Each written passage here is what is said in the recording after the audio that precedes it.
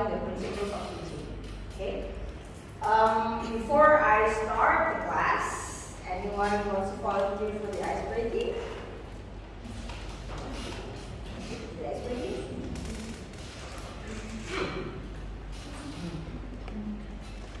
No one?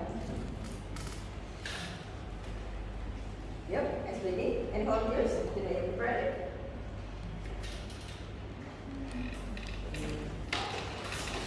Alright. Let's do a little exercise at the end, yeah? Okay, everyone. Go to the side of your chair. We work on the stiff muscles, right? So keep on sitting all day long. Okay, ready?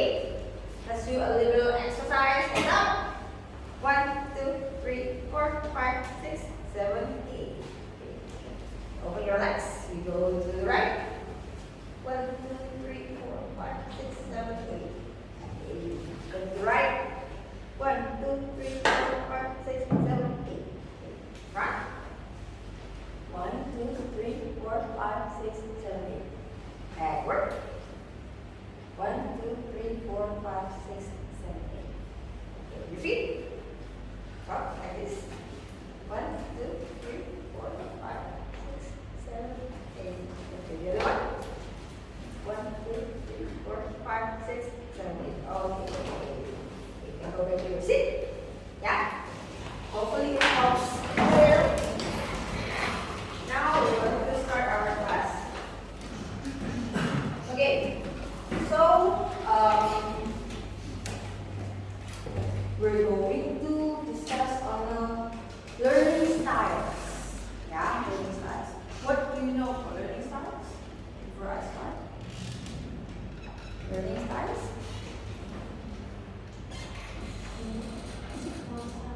Yes, please. There are 4 styles. What are they? Sorry? Auditory.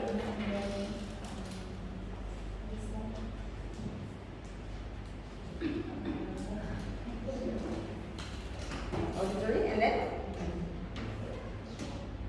Yes? Visual learner? The understanding? Reading. Yeah.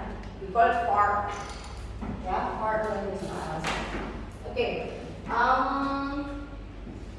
go.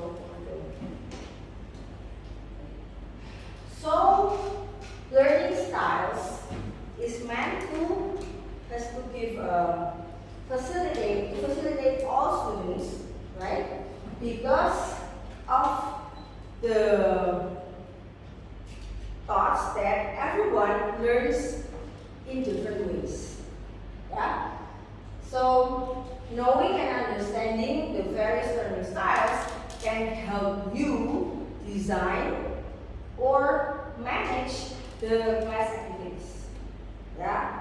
In that case, it is expected that you will be able to give your students the learning experience that they need.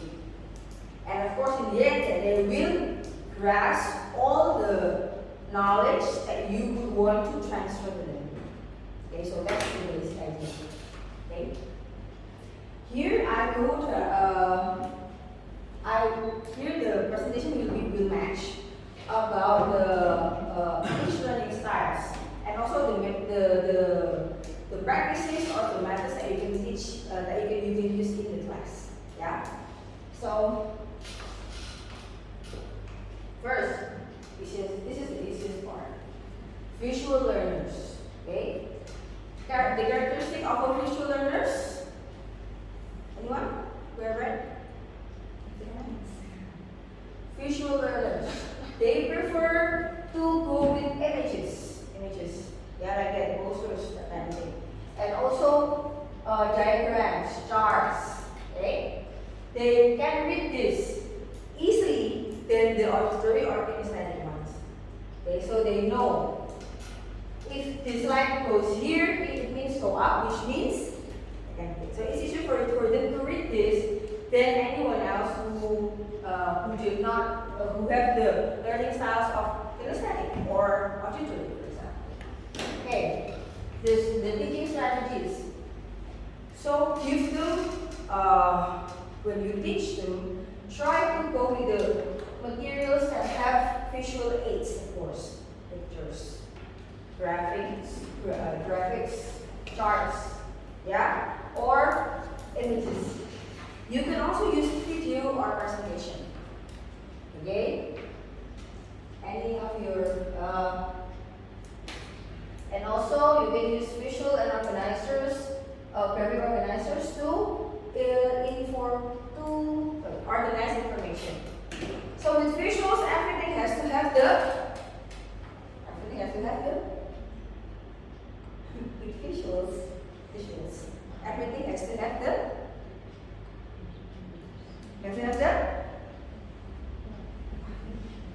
pictures. Yeah, pictures. Now, how to differentiate the instruction that you give for your visual learners?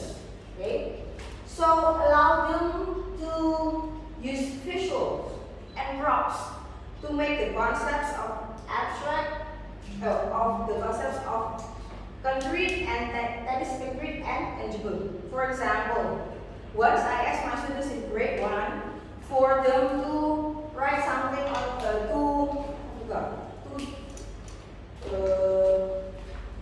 to draw or to write something with the pictures. I forgot. But then one of them said, "But Miss, I cannot write. Okay, then draw."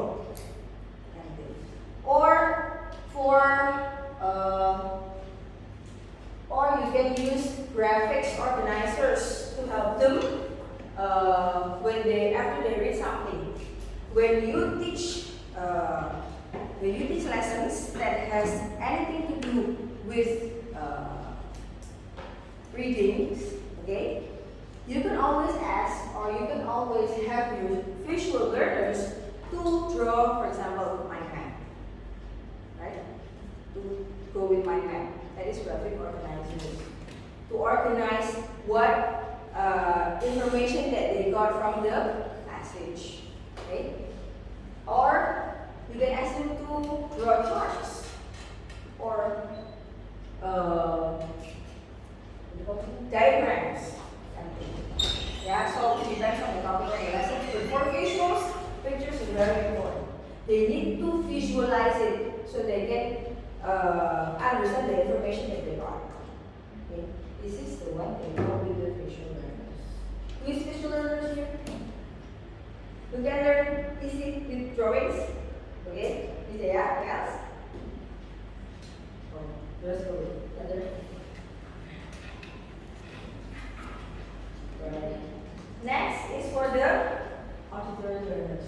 Okay, so auditory learners benefit most through listening. So when I explain like this, okay, some of you grasp it better. Then when I just give you the handouts and ask you to read for yourself, right? So it's easy for you to understand when you read it, or when you hear it, or you hear somebody else explain about it. Okay? Yeah. Usually they like to have it spoken, or they can go with the discussions. Okay, so they can hear from other people's point of view also, and also from lecturers. Anything that requires the help of their sense of hearing is going to help them a lot with auditory learning. Okay? Any questions? Okay. Now we go with the kinesthetic or tactiles. Means that they have to touch everything. They have to move. They cannot just stay and sit like you. So they have to learn. They learn this way.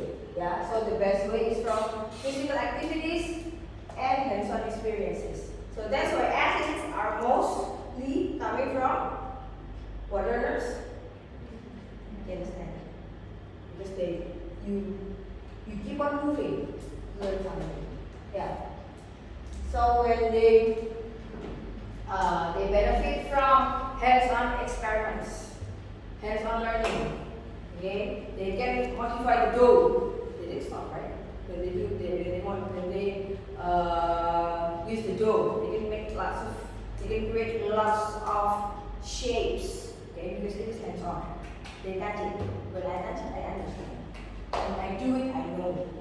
That's the type of the understanding. Yeah. So when you ask them to write or to do something, make sure they know. Make sure you use the help of the physical activities. So it's benefited them all more. Yeah. Okay. Questions? Okay. So reading and writing learners. Would you like to take notes? Would you like to take notes? No. Yeah, take notes. Yeah. Take notes. Who likes to go with others when you learn? Okay, social learners. Social learners learn from their group setting. Okay, their group. So when you talk about something, then you learn from each other. Okay. Okay. Next is the solitary or interpersonal learners. Who likes to study in a quiet place? Close door, right? Stay on your own. Don't disturb. Okay. I used to do that because no, I can't. So it keeps on changing, but the basic is still the same. Yeah. Okay. Logical mathematical learners. They do a lot of reasoning. They understand logic more than anybody else. And also the mathematical activities. They enjoy problem solving and analyzing patterns. Yeah. So, mathematics. Is that anyone here? Math? No? Don't teach math here? Oh, yeah, okay. There were no. I tried my best, trust me, but it's not. Natural learners, okay, they learn through nature. Yeah, they learn through nature. They often learn best when topics are related to the real world examples and natural phenomena. Okay, for example, you teach about environmental science, right? So you teach them about how you have to manage your trash. These kind of people interested in this a lot. Yeah. They like to go on field trips. Okay, about learning styles, clear, yeah? Okay. So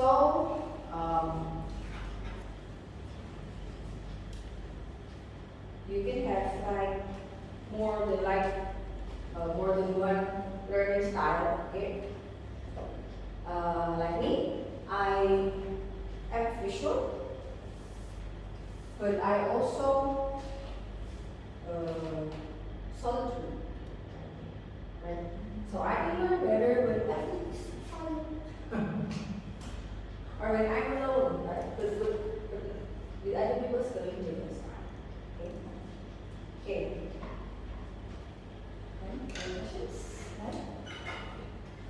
I confess that if you need me to stop, let me know. Okay. So, in our third, so how to facilitate it all? We go with the first is differentiated instruction. What is differentiated instruction? Anyone? Anyone? What is differentiated instruction?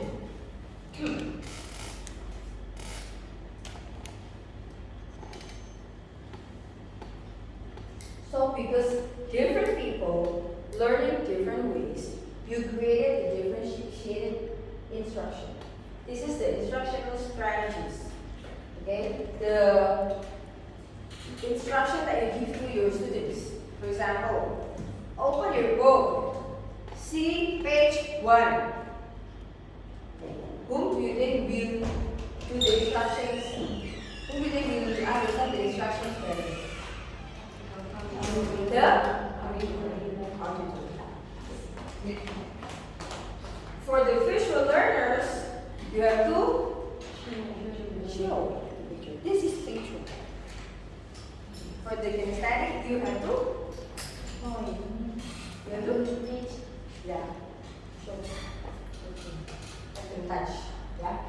So again, why do you have to differentiate instruction? Not only because our students are different, they learn the different ways, but also to make sure that at the end of your teaching, at the end of your session, at the end of your class, your student will feel succeed. Alright? So every time you teach, there's an objective. So today my students have to be able to know non-living things and living things. They have to know how to differentiate it. So we create different instructions for different students. Okay? Now, to make sure that at the end, the visual knows that trees are living things. Okay? Yeah. And also for other learning styles. Okay. Why do we go with the differentiated learning? First, it's meeting individual needs to differentiate. Okay. Next is you can adjust the content and instruction. Yeah. You can change the instruction. For example, in math, for those who are visual, when you ask them to count from 1 to 10, you can just only show the pictures and they know, oh, this is how to count. This is number 10. This is number 5. That kind of thing. But with the kinesthetic, you have to give them like 5 objects and then you have to ask them to count 1, 2, 3, 4, 5. This is number 5. You show them. You ask them to trace number. Yeah. So it is varied in class to depend on your students. The next is the flexible grouping. So with differentiated learning, you can group students based on their learning needs and abilities. Okay? Yeah. Why? Because here, once again, they have to feel succeed. They have to get to succeed. That feeling. Because why? Because once you feel that you are success of doing that, you would want to go further, right? Yeah. So what is our job here? Facilitate that success in your class. Any questions about differentiated learning? No? Okay. So the thing with the differentiated learning, with the giving differentiated instruction, is the preparation. First, you have to recognize your students' differences. So you have to know, oh, Irene, Christine, and Tasha are social. They can learn better when they are together. Okay? So you have to do that. While Nidya is auditory learner. Yeah. And Dea is a visual learner. So you have to know. And then next, you group them based on their readiness, interest, and learning profile. So they can achieve the instructions or the objective that you already made. Yeah. Next, you have to have different instructional strategies. Different instruction for each different students. Okay? Probably not really that one by one, but like a group of students that have the same level. Yeah, we just go with that, with the same level. Right? For example, Student A. Student A, B, C, D, E. They are like visual learners that are good in language, for example. So later, when you give them assignments or when you give them exercises, you have to make instructions or guide them in doing that activities that involves a lot on their visual learning. Yeah, so you give you give them pictures, you give them flashcards, you give them anything that goes with their visuals, that expose their visual. Okay. That's why you have to be able to adjust the content. Yeah? And then you have to respect for diverse learning styles. Doesn't mean that when a student is a kinesthetic one, that he is going to be less better than those who are visual or auditive, and so on and so forth. Yeah, we believe that. So that's why we have this shaded instruction. So the thing that really do, the thing to prepare for the shaded instruction is really on your preparation. First, pre-assessment. You need to assess your students. Yeah, kurikulum kan differentiated learning. You have to assess your students. You have to know if you teach them counting from 1 to 20, who is not yet be able to count up to 20. You have to know that. Okay? And then you have tired assignments. What is tired? Left-footed. So with those who are still struggling in understanding the concept of 0 to 20, then you give them exercise or assignments that will strengthen them on that. But if they can go beyond that, you go beyond that. Okay, so it's going to be leveled.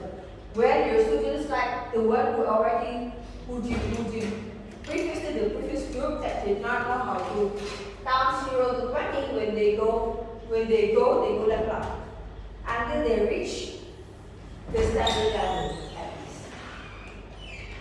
Yeah. Okay. This is what you have to have the learning context. Why? So that it will help you to monitor students that can work independently or in groups. So you make sure that they can finish that. Again, that success feeling, you have to give it to them.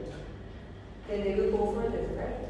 And then this one, the various instructional materials. You can also insert technology. You can have quizzes, Kahoot, what else? Quizlet. Anything else I haven't heard? Huh? Yeah, that's one. What else? Lots of them. Okay, you can integrate technology in there. Yeah. Also, ongoing assessment. You have to go through ongoing assessment.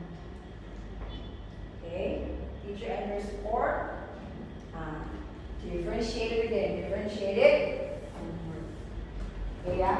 So the question of the government is that you need to join more like seminars or something like that so that you can understand how to apply differentiated learning. Let's see. To facilitate the learning styles and to apply differentiated learning, we have teaching methods. Okay. Lecture, discussion, hands-on. Okay, 3. Lecture is to share ideas that has the connection with the heavy content. Like when you explain to them about the concept, okay? Concept about anything that is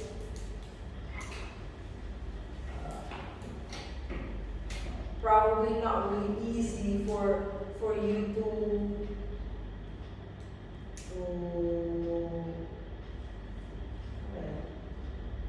concentrate on concept, right?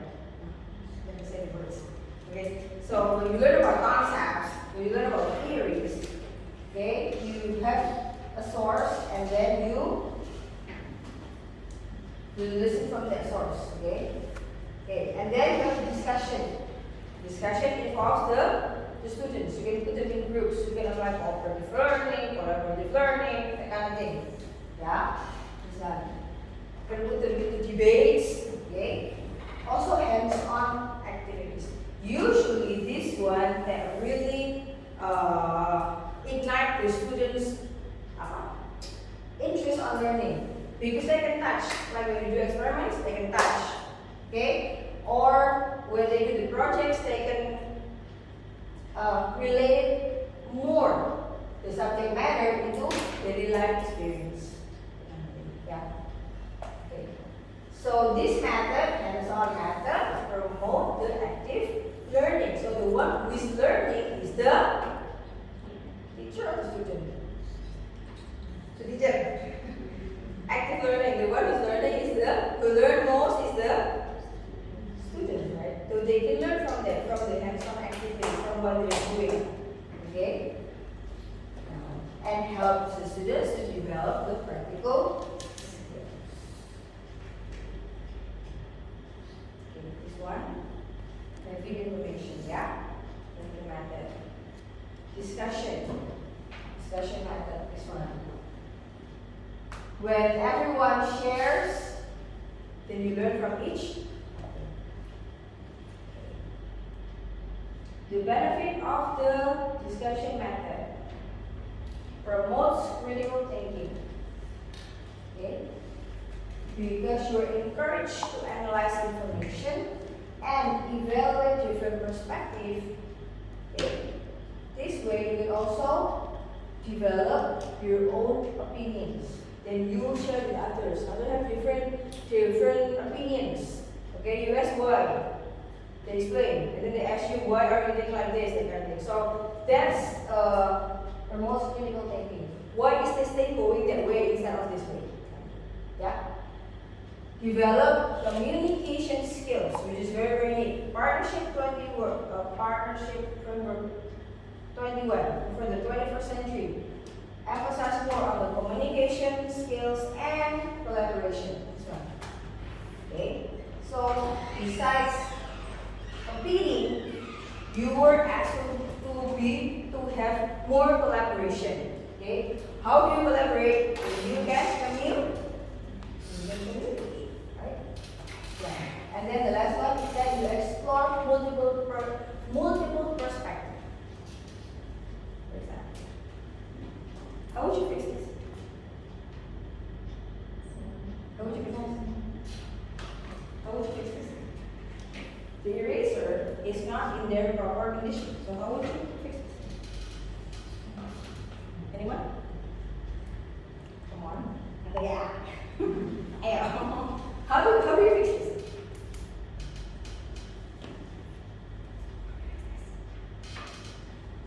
Anyone? This is not proper, right? Okay, so how do you fix this? So that you can use it to erase the board. Spread it out. Yes? Okay. You put the sponge inside this one. One opinion. Other one? You put give tape. Two opinions. That's right? So two different perspectives. You can just put it in. He said, put sellotape. Okay, another one? Another opinion? Oh, why do you want to throw away everyone? Okay, that's also a perspective. Right? Yeah, so when you are in a group, you have there are already like three perspectives how to solve this problem. See? So that's why that is the benefit of the discussion.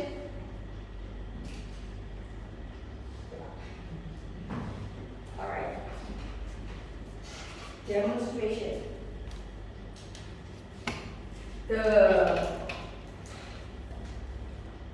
I believe you already know what this demonstration is.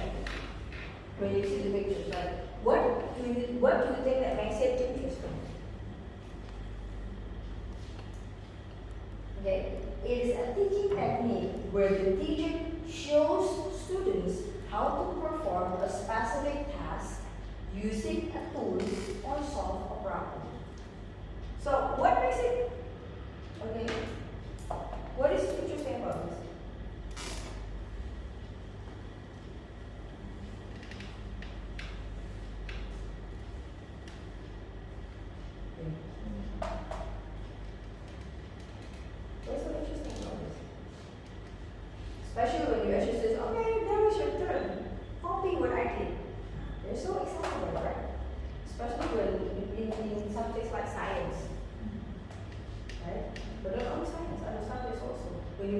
them to see you, and then you ask them, give them the chances to also do the same. So what is the experience? Yeah, experience. Yeah, so during this demonstration method, you provide step-by-step explanation and visually demonstrate the correct way to perform the task or use the tool. It allows students to observe the process in action and learn through observation and imitation. The observation and the imitation tool that makes the brain grasp and learn about things. Yeah. This one includes in the hands-on, right? So they do it themselves. Okay. Yeah. It's like us. If people just talk about a topic or a thing, it's like okay. But when you watch it, when I watch about a chef in an Instagram reel, I don't want to go. Looks easy. Looks easy. So in the end, it will ignite in myself that okay, I will cook this. Okay. When I succeed, I want to be a chef. Anything, right? So that's the experience that we want to give to our Well, collaborative learning, this is very, very important. You collaborate. Now is the time for this. Competition is not really in the topic anymore. Yeah, people with collaborative learning. So they work together in a small group to achieve a common goal. Okay? They have the opportunities to practice important interpersonal skills. You have to discover. For example, I ask my students to make a compound machine. They have to describe what kind of compound machine that they want to make, how would it be, what materials they need. Right? So they need to agree with each other. If you don't agree with each other, you need to find a way how to agree with each other, with everyone in the group. Yeah, that's one. So they listen, they give feedback, they receive feedback. That's why collaborative learning is then competition. Okay? When you compete, only one will win. But when you collaborate, you can reach the whole class. Okay? Make them feel success in overcoming up. Now, problem-based learning. Okay? They are presented with the problems. You have to solve it. The problem is usually from the daily life activities. The real problems, real world problems. Okay? They can work independently. Usually they go with the group. That's even better. Yeah. Teams are grouped to explore the problems, to identify the relevant concept and skill, and apply them to have innovative solutions. Okay. Nowadays we were like being urged, being asked to be innovative, creative, solutive. What else? This is what we are now. But it's not far. It's not. Yeah. So that's what we need to teach our students. Next, project-based learning. Guru penggerak, sekolah penggerak. We use this. Project-based learning. So you give students you put your students in group, you ask them to do a project. Why? Because later in daily life activities, in the real world, okay, you're not working on your own. A company cannot work on their own, right? One person only. They need lots of people to contribute ideas, contribute ideas, ways to solve problems, and you cannot get it only from one. Example for a project. A company wants to design the food that can last in the moon. Example. Sorry, that sounds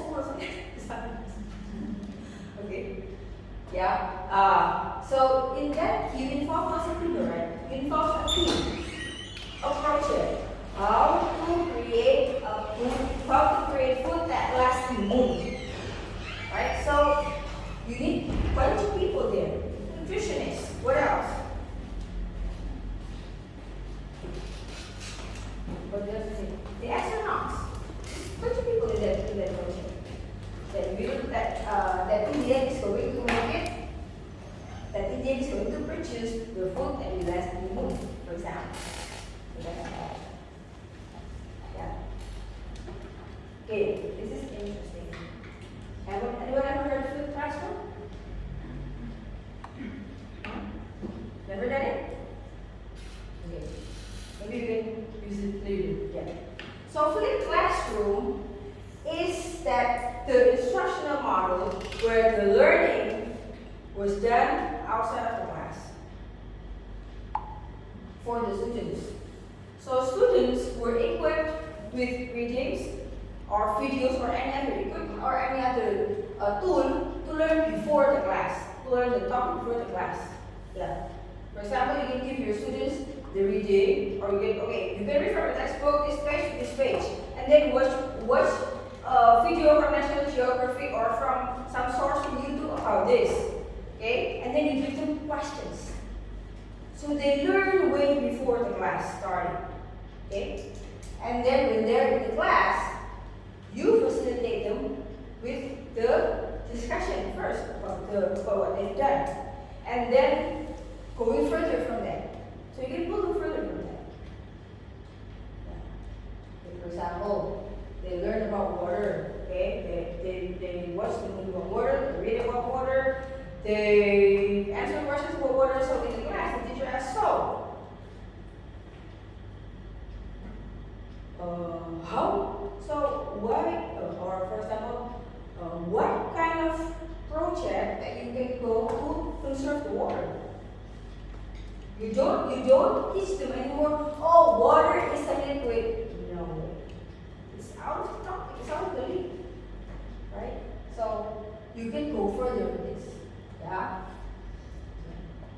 This allows also for students to have more personalized and different and differentiated instruction. Okay. So done. Any questions? No?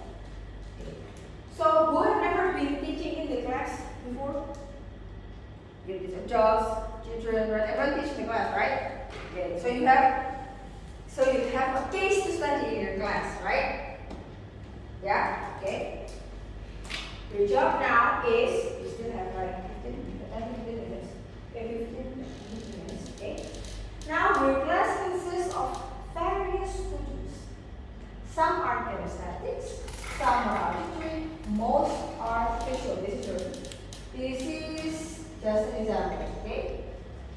Yeah. Now, you choose a suitable teaching method to facilitate the need of every student, and then you write the main teaching method that you choose and explain why you choose that, and you describe how you will apply it in your class. Understand? Okay. You can do it now. Upload in Google Docs. So you're home without anything. Yeah, you still have like 10 to 15 minutes. It's better if you do it yourself. So you can upload it there. So when you go home, don't go home.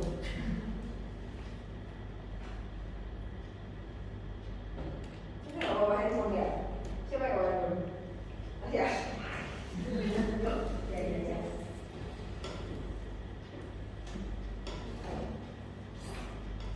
So if you want to jot it down first, yeah, it's okay. But you have to send clear. Most important is this one.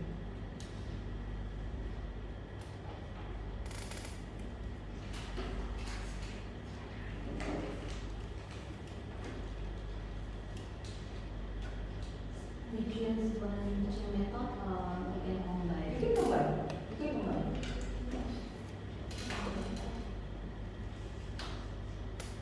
Just use a case in your class.